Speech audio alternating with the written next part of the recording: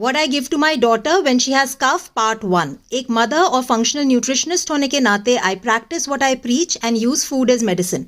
मेरे बच्चों को जब कफ होता है तो मैं उन्हें ये नेचुरल रेमेडी देती हूँ जिसमें मैंने यूज किया है जिंजर यानी अदरक, क्रश्ड ब्लैक पेपर यानी काली मिर्च और हनी। अदरक एक एंटी इन्फ्लेमेटरी फूड है और सदियों से रेस्पिरेटरी कंसर्न्स में इसका उपयोग किया गया है। वहीं काली मिर्च एक पोटेंट एक्सपेक्टोरेंट है और म्यूकस को गलाते हुए कंजेशन को कम करता है। दोनों को मिक्स करने का आइडियल बेस बनता है हनी, जो अपने आप में एक नेचुरल कफ सप्रेसेंट भी है।